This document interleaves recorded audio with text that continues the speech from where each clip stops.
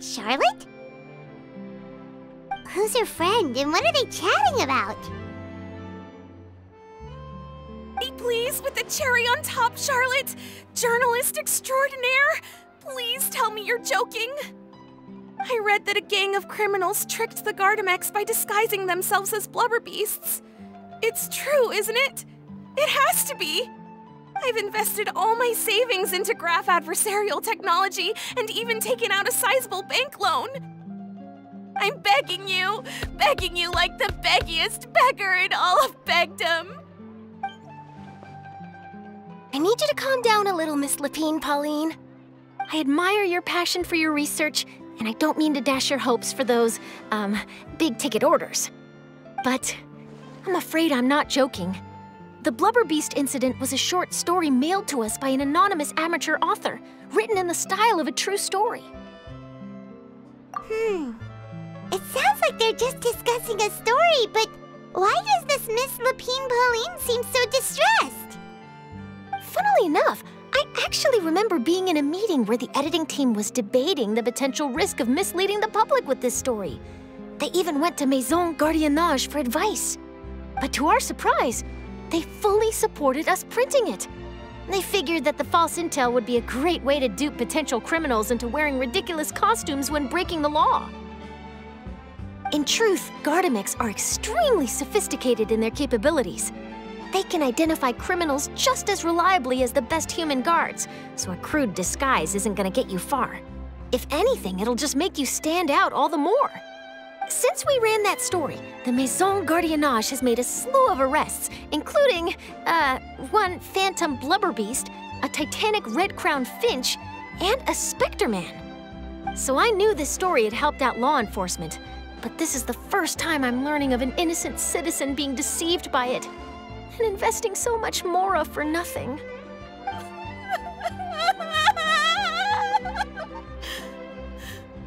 Uh-oh. She really sounds like she's in pain. Paimon thinks we should just ask Charlotte what's going on. Hey, Charlotte! Traveler, Paimon, it's you!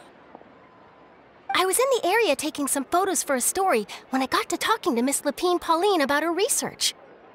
She read an article in the Steambird about a criminal who evaded Gardamex detection by disguising themselves as a blubber beast. Inspired by this story, she spent a lot of Mora researching counter-criminal image recognition technology. Her aim was to improve Fontaine's public security by developing a device that could enhance Gardamex target recognition capabilities. She was hoping I could write an article to spread awareness about image recognition technology. She even paid me for the article and gave me one of her prototype devices before I could get a word in. But unfortunately, it was just a fictional story, and her efforts and aspirations were all in vain. I tried to let her down gently, but she's finding it all very hard to accept. This is a new situation for us, too. It's such a pity. It seems like the author was only trying to make the story interesting, and the Maison Gardiennage only had Fontaine's best interest in mind. Wait, Miss Lapine Pauline, what are you doing? I'm gonna pick a fight with a Gardamex, head to the Opera at Biclès, and get a one-way ticket to the Fortress of Meropide. That way, I won't have to repay my debts. It's the only way I can afford to keep on living. Whoa, there's no need to go that far. I mean, come on, look at you. You wouldn't even dent the Gardamex armor. In all likelihood, they'd only hold you up at the Maison Gardiennage for a few days before letting you out, and then you'd still have to repay your debts. Actually, instead of going into the technicalities of that, how much did you actually invest? How bad can it really be? 270,000 Mora. Okay, well, escaping to the Fortress of Meropide over a sum like that seems like a last resort. Surely there must be other options. Not anymore. I used to be an equipment supplier to the Fontaine Research Institute before that blew to pieces, and now I'm just a small-time engineer. I scraped together some savings over the past few years, but I put every last Mora into this project, and now I'm left with nothing. It's not just my savings that are gone. It's my whole future as a graph adversarial technology specialist and my dreams of becoming a billionaire one day.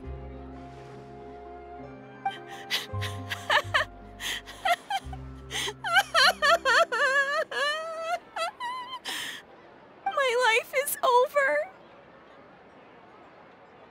Don't despair, Miss Lapine, Pauline. I think I know a way for you to turn this around. This prototype you've given me, the camera lens for image recognition sample collection. It's really quite something. You said you designed it specifically for high-fidelity image capture and analysis, yes?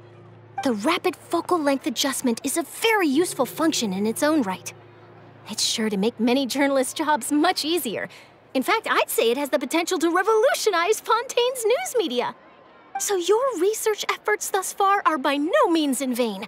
The technology you've developed may have many applications that you've never even considered. Really? Absolutely. I've been working as a journalist for the Steambird for a long time now. No one understands the issues we journalists face on a day-to-day basis better than me.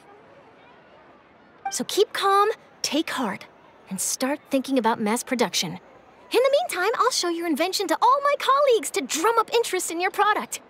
I can't believe it! If this is true, then I can look into setting up a whole camera lens development pipeline. My big-ticket orders and billionaire aspirations are still in the cards. Oh, maybe I should consider taking out another loan.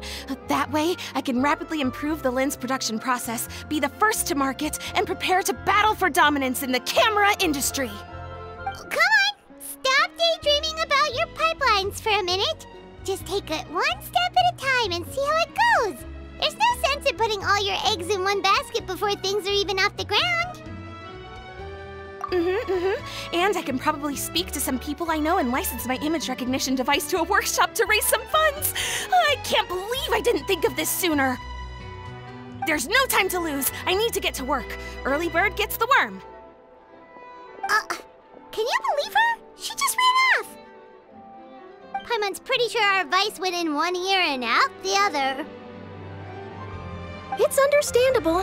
When inspiration and passion strike at the same time, it's all too easy to throw yourself headfirst into your work and forget about everyone around you. A lot of journalists are the same way when they're first starting out. But don't you worry. I'm gonna write an article on all this, and I'll be checking in on her regularly. Her research has the potential to benefit the entire journalistic community. I'll give her plenty of input to stop her from going down any rabbit holes and make sure mass production of her lens can begin as soon as possible. It's reassuring to know that you'll be looking out for her, Charlotte. Actually, you know what? Why don't you two take this prototype lens? I'm sure you'll have plenty of chances to use it on your travels. It takes the right person to get the most out of a new technology. In your hands, it's sure to capture some amazing sights.